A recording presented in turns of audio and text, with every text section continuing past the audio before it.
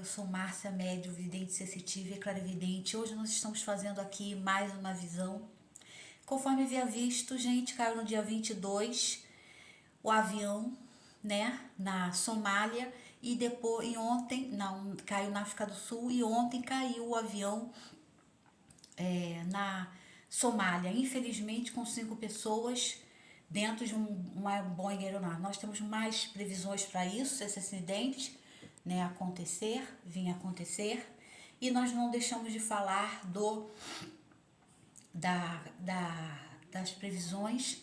Conforme havia visto, nós teremos ataque a hospitais, norte, tá, gente? Terremoto, preste atenção que teremos terremoto ao norte, fortíssimos terremotos que irão se suceder ao norte, tá? Não deixa de acompanhar a gente nas redes sociais. Terremotos fortíssimos ao norte, norte do Brasil subindo, né, da Amazônia, aquele lugar ali, e também teremos fortes abalos em hospitais, igrejas e lugares religiosos.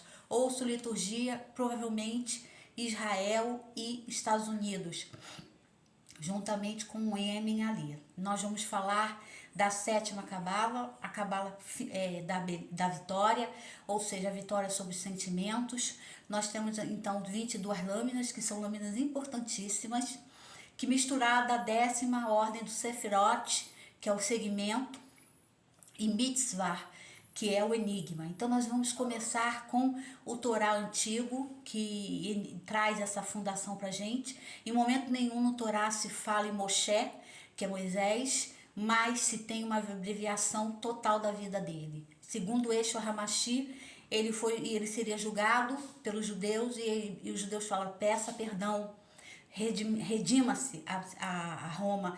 E Jesus falou: redima-se a lei de Moisés, será julgado com a lei de Moisés. E Jesus disse, Yeshua disse: eu sou Moisés. Então provavelmente aí nós temos uma transferência de Elias também, como na Cabala.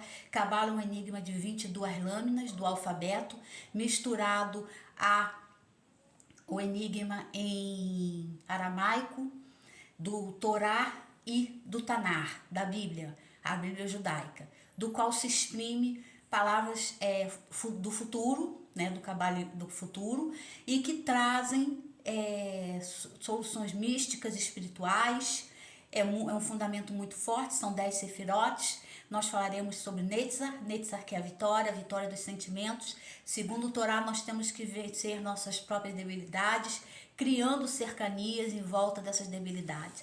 Ou seja, criando estruturas que possam temer a força do divino. Então, nessa força do divino, nós procuramos Temet, que simboliza as cercanias em volta. Então, o Torá ensina, as leis do Torá são para isso, são referentes a Moshe e sua doutrina, o que ele deixou face a face com Deus, segundo isso. Apesar de não ter em momento nenhum essas verdades, mas nós entendemos que elas são existenciais. Então, Emet significa verdade. Nem sempre a verdade oral é a escrita. Então se propiciou diversos torais, são 12 pergaminhos, tendo um único pergaminho que foi colocado dentro da arca. E esse pergaminho é colocado pelo Ravi, ou seja, rabino. E ele, durante esses séculos todos, vem lendo.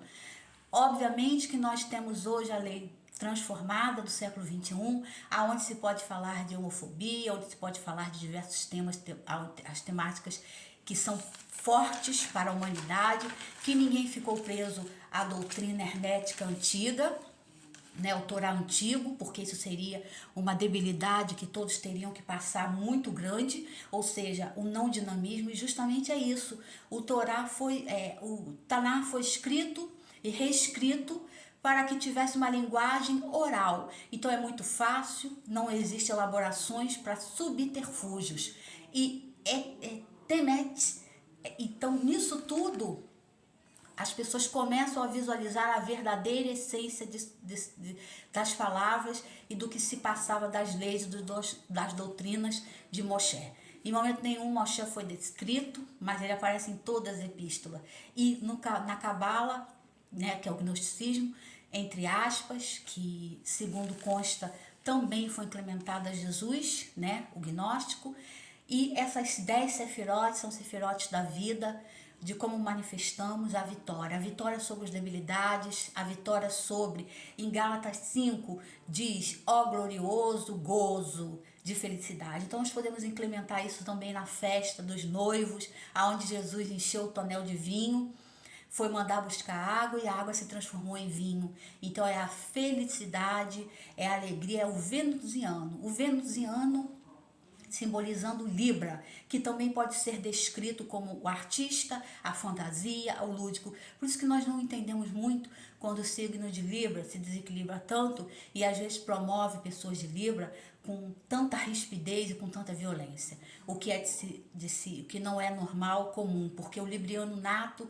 ele está no palco para, assim como o leonino, mas ele está no palco mais incrementado porque ele está dentro da arte. Ou seja, tudo sonho artístico vitorioso, aonde a pessoa faz uma cercania e vence isso tudo. Se você tem habilidades com álcool, você se afasta do álcool. Se você tem habilidades sexuais de adultério, você se afasta de toda e qualquer mulher que possa te levar a esse pensamento. Então, o Torá ensina isso. Juntando as 22 lâminas com as 10 sefirotes, nós podemos viver uma vida um tanto melhor e mais produtiva, a nível do entendimento da verdade. Não é a verdade escrita, mas a verdade sentida, manifestada. É você sair da sua porta e atuar na vida real, ou seja, a realidade, e não aquilo que se escreve nos pergaminhos, porque seria uma loucura praticamente, né? Então, a Cabala vem ensinar que nós temos que viver isso na vida prática. A Cabala é a praticidade, é a doutrina astrológica, numerológica, dos dias, dos anos, dos meses e principalmente das fases. Então ela tem a ver com o gnosticismo e tem a ver com Jesus, porque Jesus está envolvido na Cabala também, porque Jesus criou, assim como Moshe, as novas doutrinas, o novo século e a nova inspiração. Então quando Jesus diz, eu venho trazer a espada, não é a espada que todos nós deveríamos ver a nível da leitura, mas sim a espada verbal, ou seja, ele vem separar famílias, ele vem criar novos dogmas. E os novos dogmas são o mundo, as pessoas, o universo, a essência. E isso está tudo implementado nessa nova safra, ou seja, e também temos a safira, que é representado por Ezequiel como a pedra filosofal do Torá, aonde a safira é vista como uma pedra multifuncional colorida, que quando o raio do sol bate nela, ela exprime várias cores, que pode ser a cor do arco-íris, que pode ser o arco. Então o Torá dá o Cabala dá imensas teorias e decifrando diversos teoremas dos 7 dias, da sétima casa, do anjo Anael, ao anjo aonde dá o anjo da vitória, o anjo da arte, o anjo do amor. Está associado a Afrodite, que podemos transformar para Iemanjá e Ossá, a deusa das águas, vinda da primordial de tudo. Então, sem amor, sem o gozo, sem o sêmen, praticamente, é outra definição importante, porque na Cabala judaica nós não tiramos as necessidades extrínsecas do homem, elas são postas à prova nas cercanias, ou seja, na dominação dos instintos, e a Cabala nos proporciona esse tipo de retaliação positiva que traz ao homem um vislumbre de uma nova essência simbiótica, energética, emocional. Então, as 7 sefirotes, Netzah, simboliza o amor, junto com a sefirote associada da sexta casa, que é o sol, que é Yeshua, simboliza o homem radiante. Você é tão forte, tão glorioso, que você não vai ser dominado por espíritos malignos e maléficos, como Deus em Moshe bane Meleque e toda a sua descendência da face da terra, assim como os deuses Amaloque são colocados como deuses infernais, esculturas de burro, de elefante, de tantos outros como deuses. Então esses seres são Beelzebub, são emanações ruins, aonde é determinado pelo povo de Israel. Foi determinado como cercanias para o povo de Israel. Nunca Maloque, nunca Meleque. Então eles já foram descritos por Moshe como banidos da face da terra. E tem outros também, tá bom, gente? Ou seja, o Talmud que expressa esses estudos é o Talmud que fala de tudo. Então o Talmud judaico fala de tudo, fala da vida, fala piada, fala riso, fala do cotidiano, fala de tudo. Todos os estudos dentro desse Talmud são estudos diários e orais. Por quê? Por causa do sofrimento do êxodo, do sofrimento dos inimigos, do apocalipse, está ligado a também a ressurreição, o arrebatamento, onde os mortos vão se levantar e começar a falar. Então nós temos esse enredo nos arrebatamentos que está ligado à Cabala também. É importante essa finalização, que os mortos se levantam, então os mortos não sobem, ficam na terra, promovem a terra e estão conosco na terra. Então quando eles se levantam no arrebatamento total, será todos eles vivendo entre os mortos e os vivos, que é o que está acontecendo praticamente, aonde nós estamos vivendo em dimensões paralelas, dimensões venusianas. Hoje, amanhã é outra epístola, outra fase do Torá. Então hoje nós vivemos a emanação do amor, a emanação da luz, aonde você é mais forte do que o sentimento carnal, o sentimento sexual e outros sentimentos que podem te levar à degradação humana. Então vamos falar hoje sobre fechando um pouco esse enredo e guardando mais para amanhã. Obviamente, não vamos falar hoje sobre Vitória. Vitória, conforme havia visto, a Vitória, entrando na parte dos espíritos, foi morta por várias pessoas. Dentro daquela casa houve um grupo de pessoas. A cortou o cabelo, a outra machucou, a outra arranhou, a outra deu remédio e os rapazes abusaram. Então isso tudo tem a ver com um grupo onde este rapaz não tinha nem a noção que ela estava com o cabelo cortado, raspado o cabelo. Então ele provavelmente não matou essa moça. Ele está assumindo uma culpa porque tem alguém importante nessa história toda ligado a ele que pode estar influenciando essa história toda. Tá bom? A Vitória já estava morta, ela foi jogada naquela mata, naquela brechinha da mata, já morta dentro do carro na estrada de chão. E também eu venho falar sobre a Marina Silva, que está agora no Japão. Vamos ver a dona Marina Silva, licença anjo de guarda. Eu espero que todos possam ver. Ela está liderando aí cofres públicos, tá, gente? Banco na casa, está bem sucedida, o sol está brilhando dentro desse governo.